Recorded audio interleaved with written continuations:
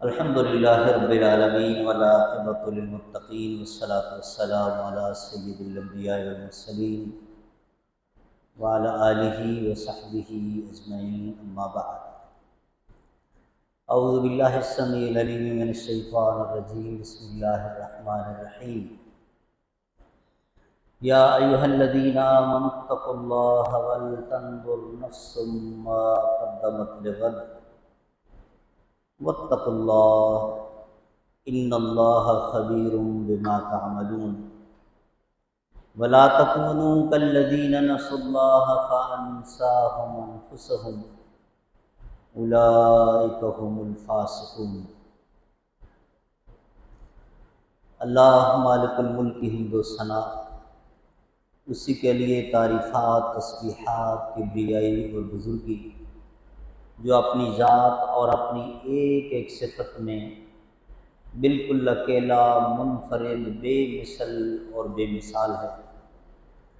اللہ کی طرف سے، اللہ کے فرشتوں کی طرف سے اور ہم سب مسلمانوں کی طرف سے صلاۃ و سلام خاتم الانبیاء حضرت محمد مصطفیٰ صلی اللہ علیہ وسلم کی ذات اقدس پر، جو اللہ کے آخری نبی اور رسول بن کر مبعوث ہوئے، اپنے مالک کا پسندیدہ دین اسلام اور آخری سچا آسمانی صحیفہ قرآن پاک ہم تلک منون پہنچا کر اس دنیا سے رخصت ہو گئے۔ پیارے نبی صلی اللہ علیہ وسلم کے ایک جلیل القدر صحابی حضرت عبداللہ ابن مسعود رضی اللہ تعالی عنہ، ان سے ایک مرتبہ ان کے کچھ دوستوں نے درخواست کی کہ حضرت آپ کا بڑا مقام ہے، آپ نے براہ راست رسول اللہ صلی اللہ علیہ وسلم سے دین سیکھا، تقوی میں، علم میں، شرعی احکام میں آپ کو بڑی بصیرت اور عظمت حاصل ہے، ہمیں کوئی نصیحت کیجیے۔ تو جواب میں حضرت عبداللہ بن مسعود رضی اللہ تعالی عنہ نے اس وقت جو بات ارشاد فرمائی تھی کہ یوں تو پورا قرآن پاک ایک ایک حرف رحمتوں سے، برکتوں سے بھرا ہوا ہے، اس کی تلاوت کو اپنا معمول بنائے رکھو، لیکن پھر اس میں سے بھی وہ آیات جو یا ایھا الذین آمنوا کے الفاظ سے شروع ہوتی ہیں، وہ ذرا بار بار پڑھا کرو، کثرت سے پڑھا کرو، کہ ان آیات میں اللہ تعالیٰ صرف اپنے مومن بندوں سے مخاطب ہے، اور اس پر ہمارے ایک بہت بڑے عالم دین اور استاد، مدینہ یونیورسٹی کے ریٹائرڈ پروفیسر، اور پھر مسجد نبوی میں 50 سال سے زیادہ عرصہ انہوں نے درس دیا، ایک چھوٹی سی کتاب ترتیب دی، نداءات الرحمن لأہل الایمان۔ شیخ صاحب اور دیگر علماء کرام جانتے ہیں اس کتاب، انہوں نے وہ قرآن پاک کی 90 آیات جو یا ایھا الذین آمنوا کے الفاظ سے شروع ہوتی ہیں، ان کو کمپائل کیا، آیات کا ترجمہ دیا اور مختصر تشریح دے دی۔ تو انہی آیات میں سے یہ سورۃ الحشر کی 2 آیات میں نے آپ کے سامنے پڑھی ہیں۔ رمضان المبارک شروع ہونے سے پہلے شعبان کے آخری ایام سے آپ نے علماء کرام سے سورۃ البقرہ کی وہ آیت نمبر 183 بار بار سنی ہوگی، اور حضرت شیخ کا روزانہ آپ درس سنتے ہیں۔ میں صرف چند ٹوٹی پھوٹی باتیں آپ کے سامنے عرض کروں گا، کوئی شاید نئی بات نہیں ہوگی آپ کے لیے، لیکن میں اپنا حصہ ڈالنا چاہتا ہوں کہ اللہ رب العالمین نے یہ 29 یا 30 دن رمضان المبارک کا مہینہ جتنا بھی بنتا ہے، یہ ہمارے لیے ایک ریکروٹنگ پیریڈ رکھا ہے، تربیت ہے، ٹریننگ ہے ہماری۔ آپ دیکھیں آرم فورسز میں جائیں، کسی اور ایجنسی میں جائیں، کسی اور کمپنی میں جائیں، آپ کی شروع میں چند دنوں کی، چند ہفتوں کی، چند مہینوں کی، اور کمیشن افسر بننے کے لیے آپ جاتے ہیں تو ایف ایس سی کے بعد 2 سال کی ٹریننگ، اور اس کے بعد پھر آپ کی ساری سروس وہ جو چند دن کی ٹریننگ ہے نا اس پر گزرتی ہے۔ آپ اس ڈسپلن کے پابند ہوتے ہیں اور اسی پر چل رہے ہوتے ہیں۔ تو رمضان المبارک بھی ایک تربیت دینے کے لیے آیا، اور وہ یہ ہے کہ ہم سب اپنے اندر، اپنی پریکٹیکل لائف میں، اپنی عملی زندگی میں تقوی کی کوالٹی پیدا کریں۔ صبح صادق سے غروب آفتاب تلک بھوکا پیاسا رکھا، اور کچھ اور اضافی پابندیاں لگائیں جو عام دنوں میں نہیں تھی۔ اس کا آبجیکٹو اللہ نے بتایا لعلکم تتقون۔ اور جو آیت میں نے آپ کے سامنے پڑھی ہے سورۃ الحشر کی، اس ایک آیت میں اللہ تعالیٰ نے 2 مرتبہ تقوی کا حکم دیا۔ یا ایھا الذین آمنوا اتقوا اللہ ولتنظر نفس ما قدمت لغد، پہلا حصہ۔ ایمان والو اللہ سے ڈرتے رہو اور ذرا اپنا احتساب کرو کہ آنے والے کل کے لیے کتنی تیاری کی ہے۔ دوبارہ کہا واتقوا اللہ، اللہ سے ڈر جاؤ، ان اللہ خبیر بما تعملون۔ دنیا سے بہت کچھ چھپا لو گے، اللہ سے کچھ نہیں چھپا سکتے۔ اور دیکھیں اس وقت جو ٹیکنالوجی عام ہوئی ہے اس کے سائیڈ ایفیکٹس اپنی جگہ پر، لیکن اگر اس کا پازیٹیو یوز کیا جائے، مثبت استعمال کیا جائے تو اس کے بڑے فائدے بھی ہیں۔ یہ انجینئر صاحب ہمارے بیٹھے ہیں، راغب صاحب، آپ کے یہاں میرا خیال ہے معتکف ہیں، NED سے پڑھ کے آئے ہوئے ہیں۔ ٹیکنالوجی کی بات ہم کر رہے ہیں کہ ٹیکنالوجی نے بہت ساری چیزیں جو ہے وہ بڑی مفید بھی سامنے آتی ہیں، اور دین، احکام، اللہ کی قدرت، اللہ کی طاقت، یہ بھی سمجھنے کے لیے ہمیں اس سے بہت سارے لیسنز ملتے ہیں۔ مثلا سورہ یاسین میں جو کہا کہ قیامت والے دن بندہ کہے گا ما لہذا الکتاب لا یغادر صغیرۃ ولا کبیرۃ الا احصاها، یہ کیا ہوا؟ یہ کام تو میں نے فلاں جگہ پہ چھپ کے کیا تھا، کوئی مجھے دیکھنے والا نہیں تھا، یہ میری فائل میں کیسے آ گیا؟ کون دیکھ رہا تھا؟ یہ ریکارڈ کون مینٹین کر رہا تھا؟ بندہ کہے گا۔ لیکن 2023 والے نہیں کہیں گے۔ کیوں نہیں کہیں گے؟ کہ آپ کو پتہ ہے پہلے کیسٹیں آئی تھی، پھر VCR آیا، جی پھر CD آئی، USB آئی، اس کے بعد میموری کارڈ آ گیا، اور اب تو خیر سے پتہ نہیں وہ بات کہاں تک درست ہے، لیکن یہ COVID-19 کے حوالے سے جب ویکسین کا مسئلہ چلا تھا تو ایک بات یہ بھی لوگوں نے پھیلانے کی کوشش کی کہ بظاہر یہ لیکوڈ ہے، پانی سا ہے، لیکن اس کو یہ پانی اور دوائی اور ویکسین نہ سمجھو، یہ تمہارا ریکارڈ مینٹین کر رہا ہوگا، دشمن دور بیٹھ کے تمہاری ساری حرکات و سکنات یہ مانیٹر کر رہا ہوگا کہ تم کہاں جا رہے ہو، کہاں سے آ رہے ہو، کون تم سے مل رہا ہے، تم کیا کیا کر رہے ہو۔ یہ باتیں بھی سامنے آئیں۔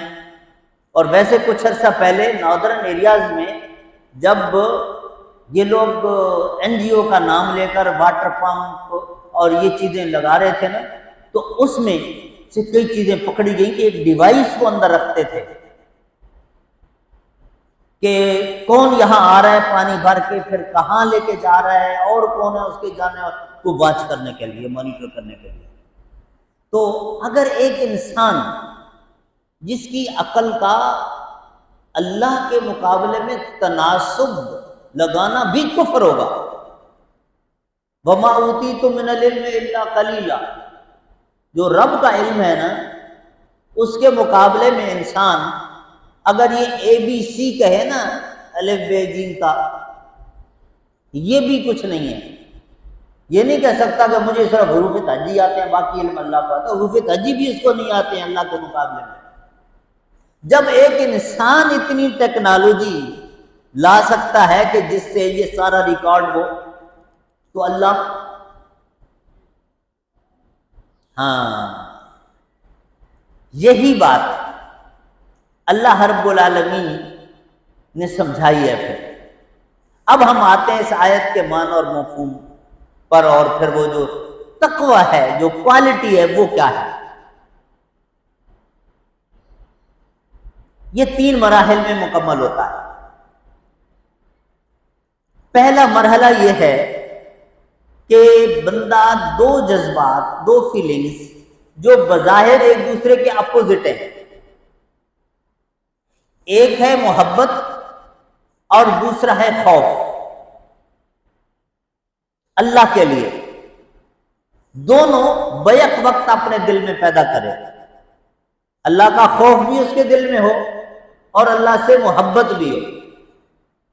ایک کافی نہیں ہے۔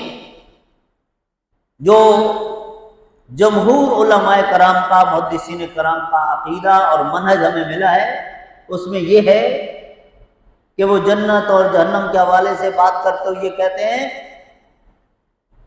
کہ آپ اللہ کا خوف بھی رکھو گے، محبت بھی کرو گے، دونوں ضروری ہیں۔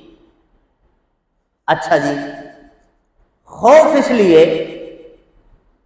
کہ إِنَّ بَطْشَ رَبِّكَ لَشَدِيدٌ، دنیا کی کوئی ایجنسی وہ سزا سوچ نہیں سکتی جو اللہ دے سکتا ہے۔ محبت اس لیے کہ اس کی نوازشات، اس کے انعامات اتنے ہیں۔ اچھا دنیا، وہ جو آیت پڑھتا ہے وَإِن تَعُدُّوا نِعْمَتَ اللَّهِ لَا تُحْصُوهَا، اللہ کی نعمتوں کو آپ شمار نہیں کر سکتے۔ میری انڈرسٹینڈنگ یہ کہتی ہے دنیا میں اللہ تعالیٰ کی جتنی نعمتیں ہیں وہ تو ایک طویل چیپٹر ہے نا، ہم میں سے ہر شخص، ایک ایک بندہ اللہ کی جو نعمتیں استعمال کر رہا ہے، صرف وہی اگر کاؤنٹ کرنا چاہے تو نہیں کر سکتا۔ اور آپ دیکھیں، ایک نعمت حضرت شیخ صاحب کے پاس ہے، وہ میرے پاس نہیں ہے، کچھ میرے پاس ہے، کسی اور کے پاس نہیں ہوگی، کچھ اس کے پاس ہوں گی، چوتھے بندے کے پاس نہیں ہوں گی، ہے نا۔ علم ہے، ایک بندہ، اس کے پاس علم کی نعمت ہے، دوسرے کے پاس نہیں ہے۔ ایک کے پاس صحت ہے، دوسرے کے پاس صحت نہیں ہے۔ ایک کے پاس اولاد ہے، دوسرے کے پاس اولاد نہیں ہے۔ یہ گنتے چلے جاؤ، بے شمار چیزیں۔ اور ایک سائیکالوجسٹ کہتا ہے، انجینئر صاحب آپ کے انٹرسٹ کے لیے، کہ یہ جو ہم صدمہ بھول جاتے ہیں نا، یہ بھی اللہ کی بہت بڑی نعمت ہے۔ کوئی قریبی عزیز رشتہ دار جس کے ساتھ آپ کو بڑی محبت تھی، ابھی بڑے شیخ صاحب جن مرحومہ کا بتا رہے تھے اور ان کے لیے دعائے مغفرت، تو اپنے اوپر ضبط نہیں کر پا رہے تھے۔ جب بہت زیادہ بندے کو غم ہو، کیا ہوتا ہے؟ نیند اڑ جاتی ہے، بندہ سو نہیں سکتا ہے، کھانا کھانے کو دل نہیں چاہتا ہے، کسی سے بات نہیں کرتا ہے۔ لیکن آہستہ آہستہ کھانا بھی کھانے لگتا ہے، نیند بھی کرتا ہے، بات چیت بھی، اور مسکرانے لگتا ہے، بلکہ وقت آتا ہے کہ کہتے لگا کے ہنس بھی رہا ہوتا ہے۔ یہ خاص اللہ کا فضل ہوا کہ اس کے دل سے وہ صدمے والی کیفیت نکل گئی۔ اگر وہ جاری رہتی چند دن لگاتار تو اس بندے کا کیا بنتا؟ سینس لیس ہو جاتا، حواس کھو بیٹھتا، اس کی زندگی مفلوج ہو جاتی۔ تو اللہ کی نعمتیں. بات ہو رہی تھی محبت کی. اب المیہ یہ ہے کہ ڈر تو ایک حد تک ہمارے دل میں ہوتا ہے، بھلے وہ بھی اپنے مفادات کا کہ کاروبار میں نقصان نہ ہو جائے، بیمار نہ پڑ جاؤں، پولیس نہ پکڑ لے، فلاں فلاں فلاں فلاں، ایک حد تک ہوتا ہے. لیکن محبت جو اللہ کا بنیادی ہم پر حق ہے، اور ایسا حق ہے کہ ہم کائنات کی ہر چیز سے زیادہ اللہ کے ساتھ محبت کریں، وہ ہمارے دل میں کتنی ہے؟ سچی بات ہے، شرم آتی ہے بتا. تو یہ ہم میں سے کتنے لوگ ہیں جو اللہ کے ساتھ محبت کرتے ہیں؟ نہیں کرتے. ہم اللہ کو بھی مطلب کا رکھا ہوا ہے. جب سر پہ ڈنڈا پڑتا ہے اس وقت 5 نمازیں کیا، پھر تہجد بھی پڑھتا ہے، اشراق بھی پڑھتا ہے، شیخ انس مدنی صاحب کے پاس پہنچ جائے گا، شیخ سلفی صاحب کے پاس پہنچ جائے گا، مجھے کوئی ورد بتائیں، کوئی سورت بتائیں، کوئی. ہاں، اور جب دن اچھے گزر رہے ہوں، سب کچھ موجود ہے، پھر حالت کیا ہوتی ہے ہماری؟ پیارے نبی نے فرمایا تھا، اللہ اکبر اللہ اکبر، من احب ان یستجاب له فی الشقاء فلیکثر الدعاء فی الرخاء. چاہتے ہو نا کہ کبھی کوئی تکلیف آ جائے، پریشانی آ جائے، اور اس وقت تم اللہ کو پکارو، اللہ سے التجا کرو، اللہ سے دعا کرو، وہ تمہاری دعا ریجیکٹ نہ ہو، فوراً قبول ہو جائے. اگر مشکل وقت میں اپنی دعا کو قبول کروانا چاہتے ہو تو جب تمہارے دن اچھے گزر رہے ہو اس وقت بھی اللہ کے ساتھ بنا کے رکھو. اب یہ الفاظ میرے ہیں، حدیث کا ترجمہ تو پھر پیارے نبی کے الفاظ ہوں، کون کر سکتا ہے؟ تو صلی اللہ سے، یہ تو اپنے سمجھنے کے لیے ہم کرتے ہیں. اچھا جی، اب اگلا مرحلہ، بات اس پر لمبی ہو سکتی ہے لیکن آپ لوگوں نے سونا ہوگا، میں اس لیے مختصر کرتا ہوں. دوسرا مرحلہ آتا ہے تقوی کا. یہی دو جذبات پروموٹ ہوتے ہیں. خوف کے جذبے کے تحت وہ تمام اعمال جن سے اللہ نے روکا ہے وہ چھوڑ دیں، جن کو ہم گناہ کہتے ہیں. اور محبت کے جذبے کے تحت وہ تمام کام جو اللہ نے کرنے کو دیے ہیں، جن کو ہم نیکیاں کہتے ہیں، وہ بجا لائیں. یہاں بھی یہ دونوں ضروری ہیں، ایک کافی نہیں ہے. مثال کے طور پر ایک بندہ نماز پڑھتا ہے لیکن ساتھ چوریاں کرتا ہے، چور نمازی جس کو آپ کہیں گے. نماز پڑھنے کا حکم دیا تھا، کیا اس نے، چوری سے روکا تھا لیکن نہیں روکا، آپ نے اس کو کہا چور نمازی. کیا یہ آپ کی نظر میں متقی کہلاتا ہے؟ متقی سمجھتے ہو اس کو؟ نہیں نا، اللہ بھی اس کو متقی نہیں مانتا.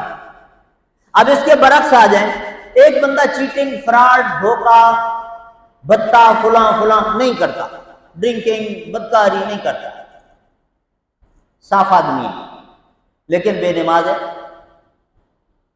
یا روزہ نہیں رکھتا ہے، اس کو متقی مانتے ہیں؟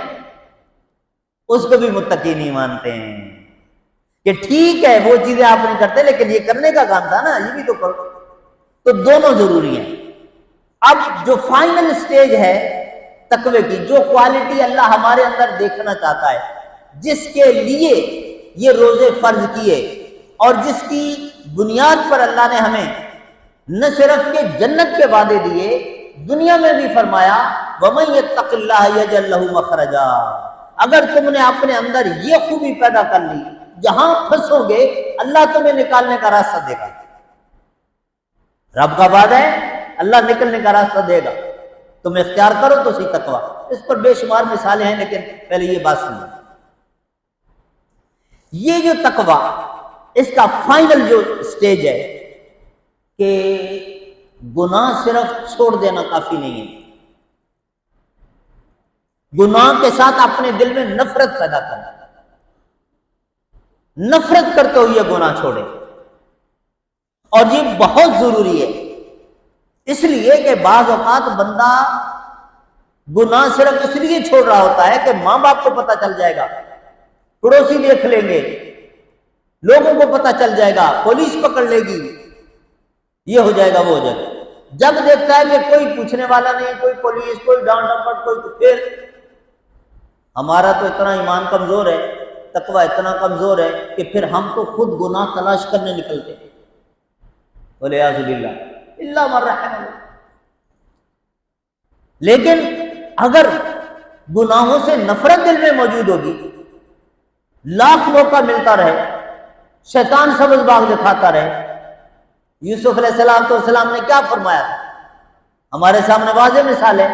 کیا صرف گناہ کا موقع مل رہا تھا؟ سب سے ادنا درجہ یہ ہوتا ہے نا کہ بندے کو ایک اپارچونٹی مل رہی ہو، موقع مل رہا ہو، نہیں، اس کے اوپر والا درجہ آتا ہے آفر، پیشکش۔ کیا صرف آفر ہو رہی تھی؟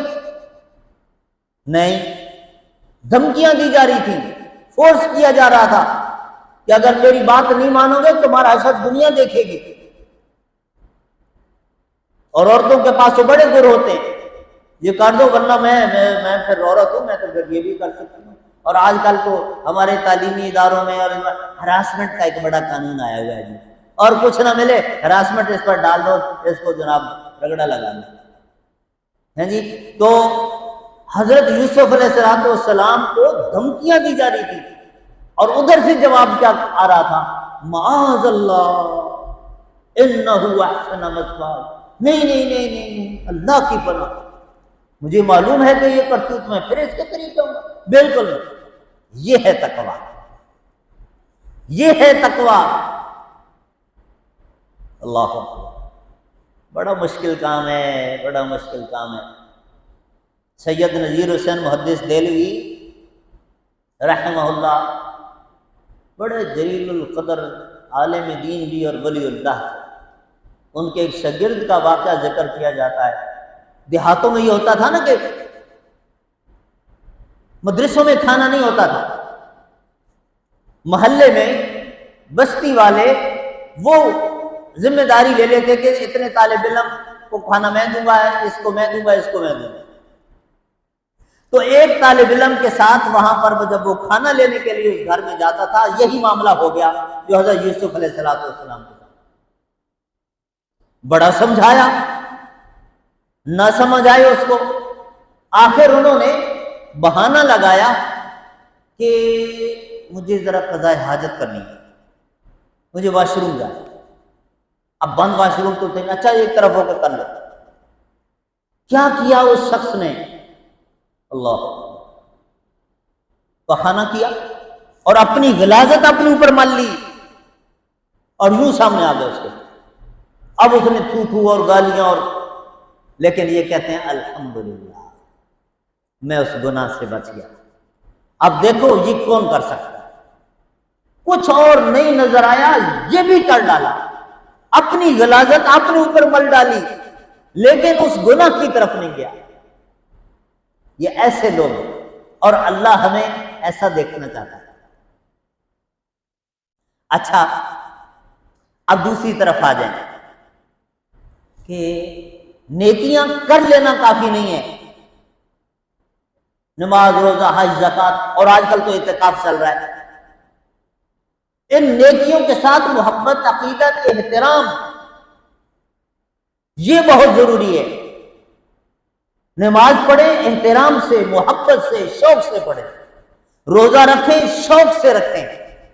اب تو ماشاءاللہ موسم بہت اچھا ہے، جب 40 ڈگری کو ٹمپریچر کراس کر رہا تھا چند سال پہلے، اور پھر کے الیکٹرک کی مہربانیاں اپنی جگہ پر ہوں، پھر اوپن سکائی کے نیچے بندہ کام کر رہا ہو، کیا حالت ہوتی۔ لیکن اگر اس شخص کے دل میں روزے کے ساتھ محبت ہے، آپ کتنے بندے دیکھیں گے کپڑا گیلا کر کے اپنے سر کے اوپر ڈالے گا لیکن روزہ نہیں توڑے گا۔ اور اگر اس کے دل میں روزے کا احترام، محبت، عقیدت نہیں ہے، شوق نہیں ہے، تو ایئر کنڈیشن روم میں بیٹھ کے روزہ نہیں رکھے گا۔ تو نیکیوں کے ساتھ محبت ہو، شوق ہو، اور جس چیز کا شوق ہو جاتا ہے نا، پھر وہ مشکل نہیں لگتا، آسان ہو جاتا ہے۔ پھر تراویح میں بھی وہ تھکتا نہیں ہے۔ اعتکاف بھی 10 دن کے لیے کاروبار چھوڑنا پڑے، بیوی بچے چھوڑنے پڑے، چھوڑ دیتا ہے، وہ سب کچھ کر کے آتا ہے۔ بہرحال تو اس کوالٹی کے لیے اللہ نے ہم پر روزے فرض کیے، اور اس کو حاصل کرنے کے لیے ہم سب یہ ٹوٹی پھوٹی محنت کر رہے ہیں، اور خاص طور پہ وہ لوگ جو اس وقت اعتکاف میں تشریف لے آئے ہیں، ان کے لیے میں آخری 1-2 باتیں کروں گا، پھر اجازت چاہوں گا۔ دیکھیں، چور ڈاکو، بلکہ اب تو چھوڑ دینا چور ڈاکو، یہ پرانا لفظ ہو گیا، اب تو بھتہ خور کا ہے، بھتہ خور کا ہے۔ اسٹریٹ کرائم جو اتنا بڑھ گیا نا، کسی جھونپڑی پہ جاتے ہیں؟ کہاں جاتے ہیں یہ لوگ؟ بڑے بنگلے پہ جائیں گے نا، دکان پہ جائیں گے نا، اچھی گاڑی والے کو روکیں گے نا۔ کیوں؟ پتہ ہے کہ یہاں سے کچھ ملنا ہے، جھونپڑی سے تو کچھ ملنا ہی نہیں ہے، وہاں تو جائے گا۔ شیطان ایسا دشمن ہے، اللہ نے فرمایا تھا فَاتَّخِذُوهُ عَدُوًّا، اس کو دشمنوں کی طرح ٹریٹ کرنا۔ ہمارا المیہ یہ ہے کہ ویسے تو شیطان کا لفظ ہمارے لیے گالی ہے، اگر کسی شخص کو آپ بول دو کہ شیطان سر پھوڑنے کو آئے گا، لیکن دوسری طرف حرکتیں ساری وہی کر رہا ہوگا۔ نفرت اتنی ہمیں، اور بہت اچھی بات ہے کہ نفرت ہونی چاہیے۔ یہ کیا کرتا ہے؟ جیسے وہ نماز کے متعلق حضرت عثمان بن ابی العاص کی حدیث ہے صحیح مسلم شریف کی، اور بے شمار کہ بندہ نماز پڑھنے کے پہلے تو کوشش کرتا ہے کہ نماز ہی نہ پڑھے، مختلف بہانوں سے انگیج کرتا ہے، لیکن یہ بندہ بھی سلفی صاحب کا چنڈا ہوا تھا، ان کا تربیت یافتہ تھا، اس نے کہا نماز تو پڑھنی ہے، اور وہ بھی پڑھنی ہے، جامع ستاریہ میں جا کے پڑھنی ہے باجماعت۔ کہتا ہے ٹھیک ہے تم آ گئے جامع ستاریہ میں، لیکن میرا نام بھی شیطان ہے، یہاں سے اگر تم پورا ثواب لے جاؤ تو پھر میری ایفرٹ کس کام کی؟ ہم نے بھی تو اللہ سے مہلت لی ہوئی ہے۔ حدیث میں آتا ہے کہ جس طرح بکری کا بچہ اپنی ماں کے ساتھ اپنا جسم رگڑ کے اٹکیلیاں کرتا ہے نا، اس طرح شیطان کرتا ہے بندے کے ساتھ۔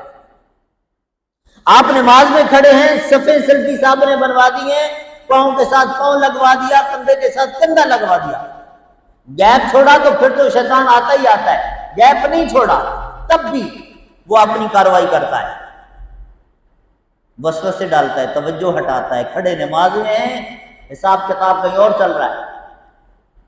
تو آپ صلی اللہ علیہ وسلم نے حضرت عثمان بن ابی العاص نے جب آ کے یہی کمپلین کی تھی نا کہ میرے ساتھ ایسا ہو رہا ہے کہ ان الشیطان قد حال بینی و بین صلاتی، تو حضرت وسلم نے فرمایا ذاک شیطان یقال له خنزب، یہ خنزب نامی شیطان ہے، اس کا طریقہ بتاتی ہے۔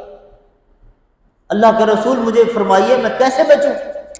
تو آپ نے فرمایا اذا احسستہ فتعوذ باللہ وادخل علی یسارک ثلاثا، جب تمہیں یہ محسوس ہو کہ شیطان میری توجہ ہٹا رہا ہے، فوراً پڑھو اعوذ باللہ من الشیطان الرجیم، اور اپنی لیفٹ سائڈ پر 3 مرتبہ تھک تھکا دو، تفل کرو، تھوکنا نہیں ہے، تھک تھکانا ہے، 3 مرتبہ کرو۔ حضرت عثمان بن ابی العاص کہتے ہیں ففعلتہ، میں نے رسول اللہ صلی اللہ علیہ وسلم کے بتائے ہوئے نسخے پر عمل کیا، فاذهبه اللہ عنی، تو اللہ نے مجھ سے شیطان دور کر دیا، میں بچ گیا۔ اچھا، تو بات یہ ہو رہی تھی کہ شیطان جو ہے، اب جو لوگ پہلے سے روزہ نہیں رکھ رہے وہ تو اس کے اپنے ہیں، ان پر اس کو محنت کرنے کی ضرورت ہی نہیں ہے۔ جو روزہ رکھ رہے ہیں وہ ایک درجہ آگے آ گئے، ان پر کوشش کرے گا۔ جو قرآن پڑھ رہے ہیں، تراویح پڑھ رہے ہیں، وہ پھر اور درجہ آگے آ گیا، ان پر اور زیادہ محنت کرے گا۔ اور پھر آخری عشرے میں جو گھر بار کاروبار فیکٹری چھوڑ کے آ کے اعتکاف میں بیٹھ گئے، وہ تو ان سے بھی اوپر والے درجے میں آ گئے، تو وہ یہاں زیادہ محنت کرے گا۔ مجھے معاف کر دینا اگر کسی کی دل آزاری ہو، لیکن یہ اب ہو رہا ہے کہ اعتکاف کرنا چاہتا ہے بندہ، دیکھتا ہے میں اس مسجد میں اس جگہ جاؤں جہاں وائی فائی موجود ہو تاکہ میرے موبائل پہ سگنل آتے رہیں، واٹس ایپ میرا چلتا رہے۔ ارے اللہ کے بندے، ہاں، جہاں کھانا زیادہ اچھا دیا جاتا رہا، اور پھر یہ خیمے بنا کے یہ تو لگائے اس لیے تھے کہ مجھے کوئی نہ دیکھے اور میں اللہ کی عبادت میں مصروف ہو جاؤں۔ وہ کہتا ہے نہیں میں تمہیں عبادت نہیں کرنے دوں گا، موبائل پہ لگا دے گا، اپنے آفس سیکرٹری کے ساتھ لگا دے گا، اپنے اکاؤنٹنٹ کے ساتھ لگا دے گا، پوچھو آج کتنی انکم ہوئی، چیک آیا نہیں آیا، جمع ہوا نہیں ہوا، یہ حساب کتاب اگر اعتکاف میں ہو رہا ہے تو پھر کیا ہوا؟ تو یہ ہو رہا ہے۔ اللہ رب العالمین نے وعدہ دیا تھا اس وقت جب شیطان نے کہا تھا نا، فرمایا تھا کہ جو میرے بنیں گے نا، جو میری طرف آ گئے، جنہوں نے میرا دامن رحمت پکڑ لیا، میرے ساتھ دوستی لگا لی، تو فیل ہو جائے گا، تو وہاں نہیں، ان کو نہیں پھنسا سکے گا۔ تو شیطان اپنی طرف سے کوشش کرے گا۔ ہمیں بچنے کے لیے کوشش کرنی ہے کہ ہم اپنی ساری توجہ رب العالمین کی طرف رکھیں، اور یہ جو تربیت یعنی ہر نیکی کے ساتھ محبت ہو، ہر گناہ کے ساتھ نفرت ہو، یہ کوالٹی اپنے اندر پیدا کرنے کی کوشش۔ اور یہ 7 دن رہ گئے یا بمشکل 8 دن رہ گئے، ختم۔ ان کو غنیمت سمجھو، یہ بل تنظر نفس ما قدمت لغد، پچھلے اگر گزر گئے، کوتاہیاں ہو گئیں، چلیں اب صحیح، اللہ سے معافی مانگتے ہوئے عزم بالجزم اور نئی ارادے سے محنت شروع۔ رب تو ذرہ نواز ہے، پتہ نہیں ایک روزہ بھی اگر ہمارا قبول کر لے تو بیڑا پار۔ اور ایک چھوٹی سی ٹپ دیتا ہوں معتکفین کو بھی، اور پھر ایک اور بات کر کے ختم۔ شیخ عبد الرحمن مدنی صاحب ہیں نا لاہور والے، انہوں نے مجھے اپنی بات سنائی ایک مرتبہ، بہت بڑے عالم دین ہے، بہت بڑا ادارہ ہے۔ وہ کہنے کو ان کے بیٹے کا پی ایچ ڈی کا وائوا تھا یہاں کراچی یونیورسٹی میں، اور میں اس کا ممتحن تھا، تو یوں ذرا اکٹھے بیٹھنے کا موقع زیادہ مل گیا۔ تو مجھے سنانے لگے کہ میں جب عمرے کے لیے روانہ ہوتا ہوں لاہور ایئرپورٹ پہ، تو میں اپنی فیملی کو کہتا ہوں کہ بیٹا تم اللہ کے سپورٹ اور میں بھی اللہ کے سپورٹ، موبائل بند، میں تمہارے ساتھ رابطہ نہیں کروں گا، تم میرے ساتھ رابطہ نہیں کرو گے۔